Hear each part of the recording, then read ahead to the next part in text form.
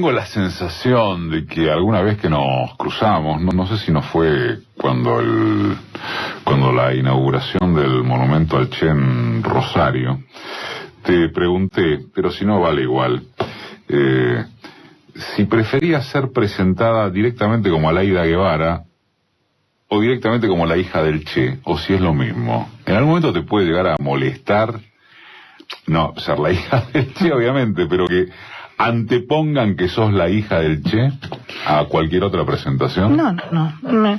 Es decir, no hay problema con eso. Yo sé quién soy, entonces me parece que no hay problema que digan lo que quieran. En ese sentido, no me molesta. Soy la hija del Che. Y no hay lío, pero también soy médico pediatra, alergóloga cubana. Y bueno, simplemente empezar a conocernos.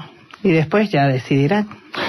Nació en La Habana, Aleida, el 24 de noviembre del 60 y sos la mayor de los 4 hijos del Che. Bueno, de los 4... Su segunda mujer, Aleida. Exacto, porque está mi hermana mayor que desgraciadamente falleció de cáncer hace ya algunos años, pero es mi hermana mayor.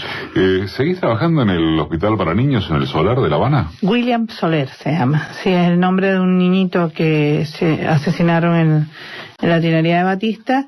Y fue el primer hospital pediátrico que la Revolución Cubana crea, y entonces se le pone su nombre. El niño tenía 14 años cuando fue muerto, y ese es el primer hospital, y hoy es el hospital que guía la pediatría en Cuba. Así que tengo el honor de trabajar allí. ¿Venís por 2 cosas o básicamente por una a la Argentina? Vengo por muchas cosas. Más de 2, bueno, yo tenía... No, está el caso de los presos cubanos, pero además todo lo que tiene que ver con las misiones cubanas argentinas y la misión humanitaria en la Patagonia. Sí, pero realmente vengo mucho por solidaridad también, es decir, trabajo mucho con las organizaciones de solidaridad, y en este caso la Fundación de Un Mundo Mejor es Posible me invitó porque estamos trabajando de cerca con un hospital que hay en Córdoba, que es un hospital que se llama Dr. Ernesto Guevara. Uh-huh. Es un pequeño oftalmológico donde se han operado ya casi 6.000 cordobeses. ¿Casi 6.000? Casi 6.000, está llegando a 6.000 posiblemente en estos días, de cataratas y de otras patologías oftalmológicas, y claro, tratando de evitar la ceguera, que es prevenible en ese caso y de forma gratuita. Entonces, Cuba lo mantuvo hasta ahora, pero ya económicamente no se puede sostener, porque además una distancia tremenda entre Argentina y Cuba también es real. Entonces, ¿qué queremos? Que ese trabajo social no se pierda y que el Estado en distintas manifestaciones lo pueda sustentar, ¿no? Y eso es lo que estamos tratando de activar ahora, que no se pierda ese hospital. Hay un relevamiento puerta a puerta previsto, ya se hizo, entre los pobladores de Gangán, en Chubut, pertenecientes a la comunidad mapuche, que es para detectar también a personas con problemas visuales y de analfabetismo.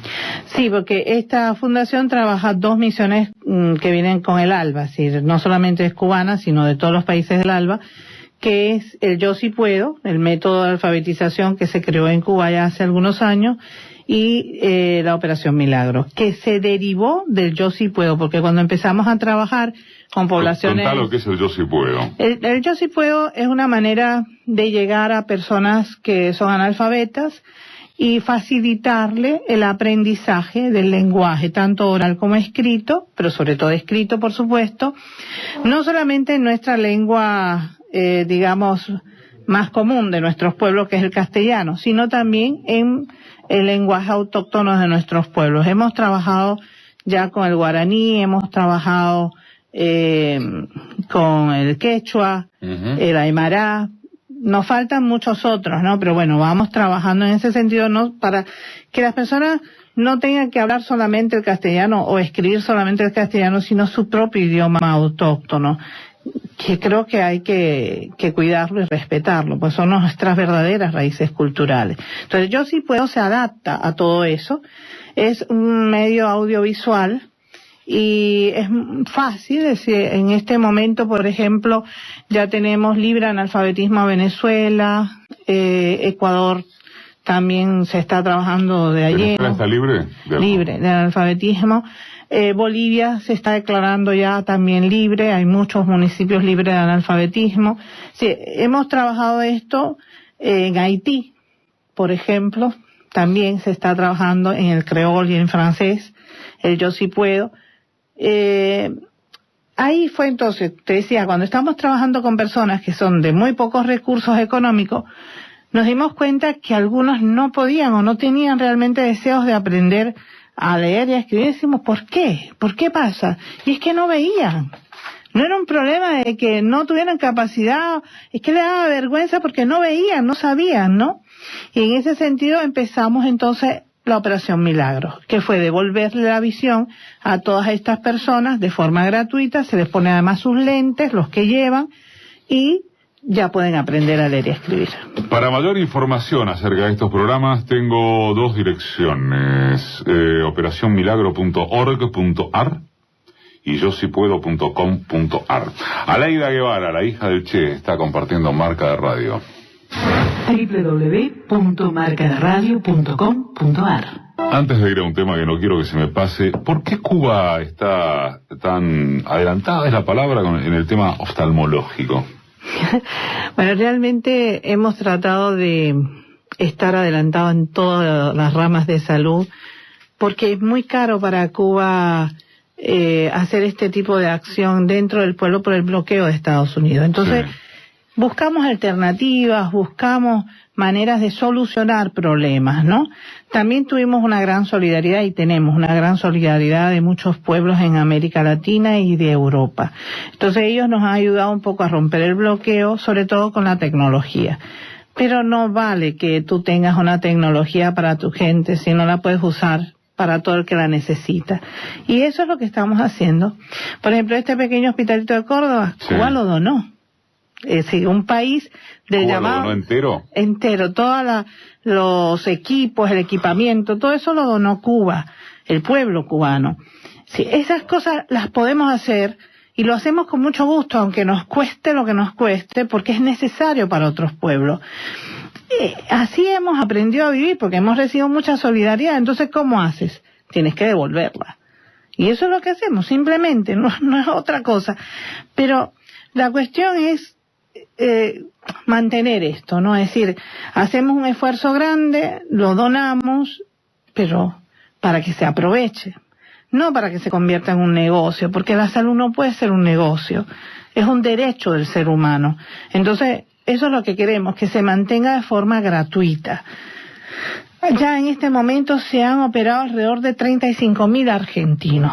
El problema es que muchos han tenido que ser operados en las fronteras, porque tenemos dos hospitales oftalmológicos cubanos en Bolivia, y lo hicimos precisamente en las fronteras con Argentina, también para Paraguay, también para Brasil. Y en ese sentido se cumplió también el sueño de mi papá, ¿no? De que la Bolivia pudiera ser un centro donde llegaran todos los latinoamericanos y pudieran salir mejor. Es bonito eso, de verdad, es muy bonito eso. Me quedan pocos minutos, pero René González, Fernando González, Antonio Guerrero, Gerardo Hernández, y Ramón Labañimo. ¿Cuál es el que pudo volver a Cuba de los 5 presos cubanos? René ya cumplió su condena, desgraciadamente no lo pudimos sacar antes, así que cumplió la condena que el gobierno de Estados Unidos le impuso, y al fin ya está en la casa, porque después lo habían dejado 2 años más allí, renunció a su ciudadanía estadounidense, porque él nació en Estados Unidos, René. Y los otros 4 permanecen y no hay ninguna perspectiva. Y uno de ellos, sobre todo Gerardo, está condenado a 2 cadenas perpetuas. Si tendría que vivir 2 vidas para cumplir lo que el gobierno de Estados Unidos le ha impuesto. ¿Podés recordar, Aleida, por qué los detuvieron? Es fácil. Lo que pasa es que no tenemos mucho tiempo, pero desde que triunfa la Revolución Cubana, primero Estados Unidos implanta el bloqueo comercial, trata de cerrar ese proceso revolucionario por la economía. No lo logra, y entonces inmediatamente comienzan las agresiones contra el pueblo cubano. Hay miles, ya además desclasificada por la CIA, así que los pueden buscar en internet, ellos tranquilamente los han publicado, no tienen problema, están allí. Y desde entonces hemos aprendido a defendernos, porque nosotros no podemos defendernos si no sabemos la información. La información es muy importante para un pueblo, porque si tú sabes que van a provocar esto o van a intentar provocarlo, tú intentas detenerlo.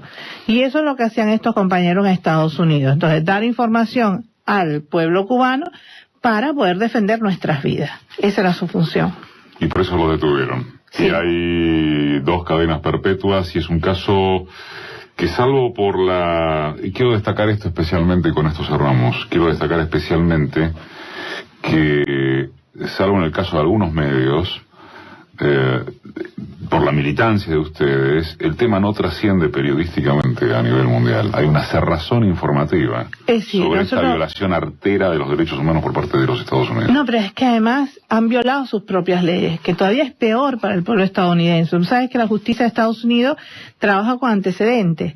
Entonces, ellos mismos están destruyendo su propio sistema, pero no les importa, es una cosa absurda. Además, el presidente de una nación dice, vamos a luchar contra el terrorismo en cualquier parte del mundo, y se le olvida luchar contra el terrorismo en su propio territorio nacional.